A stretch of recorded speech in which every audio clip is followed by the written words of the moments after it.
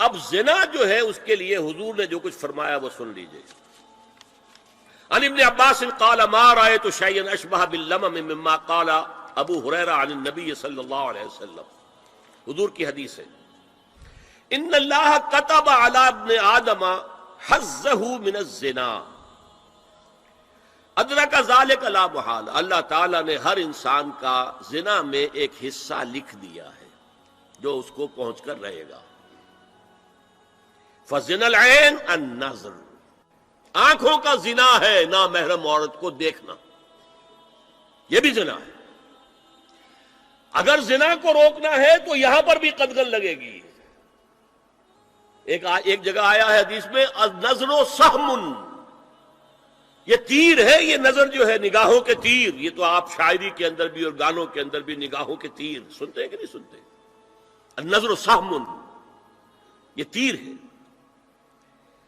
وزن اللسان النطق یا منطق، زبان کا زنا ہے کسی عورت سے گفتگو کر کے چٹخارے لینا. عورت کی آواز میں بھی ایک لوچ ہے، حسن ہے. اللہ تعالیٰ نے اسے سراپا ایسا بنایا ہے کہ مرد کے لیے اس کی ہر شے کے اندر اٹریکشن ہے، اس کی آواز میں اٹریکشن ہے. والنفس تمنا و تشتہی، اور باقی رہ گیا نفس، وہ تمنا کرتا ہے کہ اب میں اس سے آگے بھی بڑھوں اور زنا بھی کر لوں. والفرج یصدق ذلک کلہ اور یکذب، لیکن یہ ہو بھی سکتا ہے نہیں بھی ہوتا، لیکن یہ زنا تو کر چکا نا. کان کا زنا اس نے کر لیا، آنکھ کا زنا اس نے کر لیا، زبان کا زنا اس نے کر لیا. ایک کو زنا کی تعریف میں لائے. ایک اور روایت ہے جو مسلم میں ہے، عن ابی ہریرہ کتب علی ابن آدم نصیبہ من الزنا مدرک ذلک لا محالہ فالعینان زناہما النظر والاذنان زناہما الاستماع واللسان زناہما الکلام والید زناہا البطش والرجز زناہا الخطأ والقلب یہوی وتمنا. یہ زبان کا بھی زنا ہو رہا ہے، کان کا بھی زنا ہو رہا ہے، ہاتھ کا بھی ہو رہا ہے، کہیں لمس کیا ہے عورت کے جسم کو، ہاتھ ملایا ہے اس سے، اور چل کر کہیں جا رہا ہے دیکھنے کے لیے، یہ پاؤں کا زنا ہو رہا ہے. یہ ہے زنا کی شکلیں جو محمد الرسول اللہ صلی اللہ علیہ وسلم نے بیان کی.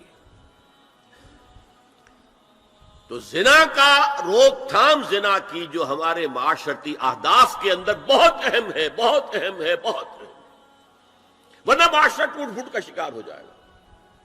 میاں بیوی میں اعتماد نہیں ہے، بے اعتمادی کی فضا میں اولاد جو پلے گی اس کی منفی نفسیات ہوں گی، کبھی مثبت نفسیات نہیں ہو سکتی. والدین میں محبت ہے، آپس میں اعتماد ہے، تو ایک دوسرے پر اعتماد ہے، ایک دوسرے کا لحاظ ہے، ایک دوسرے کی دلجوئی ہے، ایک دوسرے کی مدد ہے.